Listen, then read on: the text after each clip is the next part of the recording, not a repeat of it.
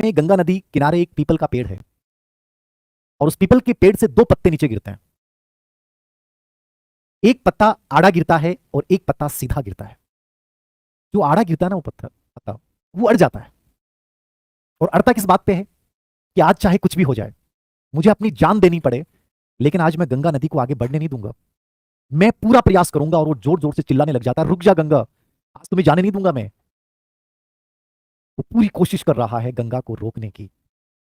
नदी को कभी रोका जा सका है? वो तो एविरल है, वो तो बहेगी, वो अपनी मस्ती में बह रही है। उसे पता भी नहीं कि कोई उसे रोकने का भी प्रयास कर रहा है, लेकिन वो पुरजोर प्रयास कर रहा है। उसे यह भी नहीं पता कि वो कितना भी संघर्ष क्यों ना कर ले, उसे थक कर, हार कर, अपने जीवन को खत्म करके भी वहीं पहुंचना है जहां वो नदी उसको लेके जाएगी। दूसरा पत्ता जो सीधा गिरा, वो उस नदी के साथ, उस वेग के साथ बहता जा रहा है और वो भी ये कह रहा है, आज देखना, आज मैं इस गंगा को इसके गंतव्य स्थान तक पहुंचाकर ही दम लूंगा, चाहे कुछ भी हो जाए। मैं रुकने वाला नहीं हूं। कितनी भी बाधाएं आ जाएं, कितनी भी रुकावटें आ जाएं, मैं सबको दूर कर दूंगा, लेकिन मैं आज इस गंगा को इसके गंतव्य स्थान तक पहुंचाऊंगा। नदी को तो ये भी नहीं पता, गंगा माता को तो ये भी नहीं पता, वो तो बहती जा रही है। याद रखिएगा हो क्या रहा है। वो जो पत्ता जो संघर्ष कर रहा है, वो चाहकर भी कभी जीत नहीं सकता, और जो उस वेग के साथ बह रहा है वो कभी हार नहीं सकता। दोनों ही अपने भ्रम में जी रहे हैं, लेकिन इन दोनों से आप क्या सीख रहे हैं? जीवन जीने की कला। कि जो रोक रहा है वो नदी के विपरीत प्रवाह में चल रहा है, वो कभी नहीं जीत सकता।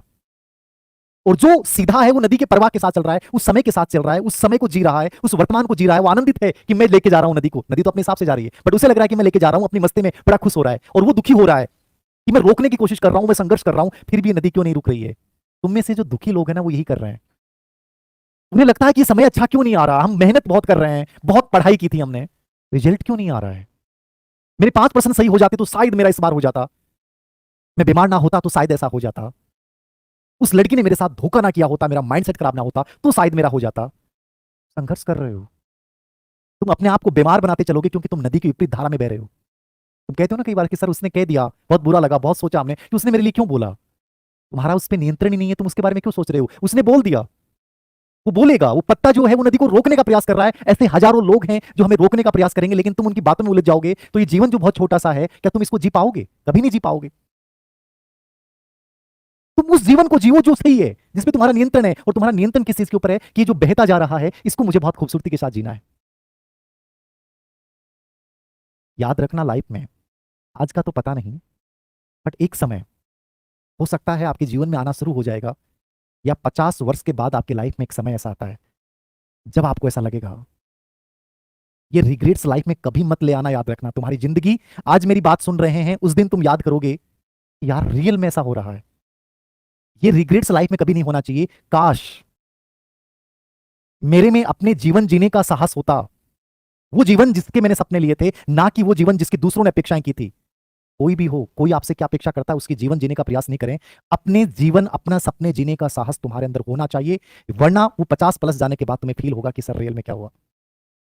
दूसरा, ये रिग्रेट कभी लाइफ में नहीं होना चाहिए कि मैंने अधिकतर समय यूं ही खराब कर दिया, अपने आप को नहीं जिया, अपने आप को मैंने वो समय नहीं दिया। ये कभी रिग्रेट लाइफ में नहीं आना चाहिए। काश मैं ऐसा ना करता, काश मैंने उस समय अपनी भावनाओं को नहीं दबाया होता। होता ना कई बार, इसे मेरा मन नहीं था लेकिन मैं झुक गई, घर वालों के सामने, समाज के सामने। क्यों झुक गए? यार मेरी जिंदगी है, मुझे जीनी है। इस समय जो भावना उमड़ी ना, उस भावनाओं को जरूर बोलिए, वरना 50 वर्ष के बाद आपको फील होगा। कई बार होता ना, सर मुझे वो बहुत अच्छा लगा था, बट मुझे ऐसा लगा कि शायद नहीं बोलना चाहिए। फिर आपको लगता कि यार मैं बोल देती या बोल देता तो क्या होता, मना ही तो करता कोई। लेकिन आपके मन में जिंदगी भर ये सोचने के लिए आपके पास ये नहीं होता, यार मैंने नहीं बोला, बोलना चाहिए था। अपनी भावनाओं को लाइफ में कभी मत दबाओ, उनको निश्चित रूप से अभिव्यक्त करो। तो काश ये नहीं होना चाहिए। और चौथा, काश मैं दिखावे की जिंदगी ना जीता, मैं वो जिंदगी जीता जिसमें बहुत आनंद था, बहुत खुशी थी। चाहे उसमें मैंने मूर्खतापूर्ण कार्य किए हो, लेकिन मैंने उसमें आनंद लिया हो। क्योंकि दूसरों की दिखावे की जिंदगी तुम जियोगे ना, एक पल तुम्हें लग सकता है कि हाँ अच्छा हो रहा है, लेकिन जब मैंने कहा ना कि वो जब टाइम आता है ना, तब तुम्हें लगता है कि यार क्या जिंदगी जी है मैंने। लाइफ हमेशा अपनी जीवो, सिर्फ अपनी जीवो, यही खूबसूरती है। और कोशिश करें कि ये जो काश मैंने बोले हैं चार, इनको लेकर जिंदगी में कभी ये नहीं आए कि काश मैंने जिंदगी ना जी होती। मैंने वो जिंदगी जी होती जो रियल में मेरी अपनी थी, जो मेरे सपनों की जिंदगी थी, और मुझे बहुत खुशी मिली कि वो जीवन मैंने जिया है। आज मैं मर भी रहा हूं तो भी मुझे बहुत खुशी है कि मैंने अपनी हर उस सपनों की जिंदगी, अपनी हर उस इच्छा की जिंदगी, मेरी अपनी उस भावनाओं की जिंदगी को जिया है। तो कोशिश करें कि जो लोग ताने मारते हैं, जो लोग आपको पता नहीं कहां कहां गिराने की कोशिश करते हैं, जो आपका अतीत रहा है, आपकी जो गलतियां रही हैं, उन सब से बाहर निकलकर उस आड़े पत्ते की तरह अनावश्यक संघर्ष मत करो, वरना मानसिक रोगी बन जाओगे। क्योंकि ये समय यूं ही जाएगा, ये जीवन यूं ही जाना है। ये तुम पे निर्भर करता है कि तुम इसको आनंद लेके जीते हो या शिकायतें करके जीते हो, बहाने करके जीते हो, दूसरों पे रिप्लेसमेंट करके जीते हो। ये सब कुछ तुम पे निर्भर करेगा। कल से तुम्हारी जिंदगी में एक छोटा सा बदलाव लाने की कोशिश कीजिएगा। आज के सेशन से मॉर्निंग में जब भी उठे, मैंने ऑफलाइन जो सेमिनार किया था सीकर में 2 दिन पहले, मैंने उन बच्चों के साथ भी एक चीज शेयर की थी कि मैंने उस दिन मैंने कहा था कि मैंने 6 बच्चों पे प्रयोग किया, सक्सेसफुल रहा। आज जीवन जीने की कला में मैंने 2 बच्चों पे 2 दिन में और प्रयोग किया और वो रियल में उनमें परिवर्तन आया है। ये तुम सब कर सकते हो। जब मॉर्निंग में आप उठें, जब भी मॉर्निंग में आप उठें, तो याद रखना अपने लिए प्रार्थना करें और आंखें बंद करके प्रार्थना करें कि मैं बहुत अच्छा हूं, मुझे मेरी सपनों की जिंदगी जीनी है। और उस जिंदगी का जो एक खुशहाल जिंदगी है उसका चित्रण करो, ना कि उस जिंदगी का कि सर मैं फेल हो गया, सर मेरे नंबर कम आ गए, सर लोग मेरे बारे में ये सोच रहे हैं, सर मेरी जिंदगी में आने वाले समय में बहुत बर्बादियां आएंगी, सर मेरी लाइफ में हमेशा दर्द ही दर्द क्यों होता है। आप हमेशा केवल उस दर्द की कल्पना करते हो, इसलिए तुम्हारे जीवन में हमेशा दर्द ही रहेगा। तुम असफलता के बारे में सोचते हो, तुम्हारी जिंदगी में असफलता ही रहेगी। जो बहुत खुशहाल जिंदगी जीना चाहते हैं उनको अपने लिए प्रार्थना ये करनी चाहिए सुबह उठ के कि मैं बहुत खूबसूरत जिंदगी जीऊंगा और उस जिंदगी में ये चीजें होंगी। आप उनका चित्रण कीजिए। धीरे धीरे जब चित्रण करेंगे तो वो चीजें तुम्हारे अचेतन मन में चलती जाएंगी और वही तुम्हारा आने वाला जीवन होगा। याद रखना, ये प्रार्थना की एक बहुत बड़ी शक्ति है जो मैं पिछले कुछ दिनों से इसका अभ्यास करके और कुछ विद्यार्थियों पे इसका प्रयोग कर रहा हूं। मैं उनके लिए प्रार्थना करता हूं और उनको एक कहता हूं कि तुम्हें अपने जीवन के लिए ये जीवन जीने की प्रार्थना करनी है कि मेरा जीवन ऐसा होगा। आप देखना कि एक चमत्कार होता है और हमारे जीवन में वो परिवर्तन आने शुरू हो जाते हैं। आप माने या ना माने, ये रियल में मेरे लिए एक चमत्कार है और मैंने इसको बहुत महसूस किया है। तुमसे यही निवेदन करूंगा कि अपने लिए भी बहुत अच्छी प्रार्थना करें और दूसरों के लिए बहुत अच्छी प्रार्थना करें।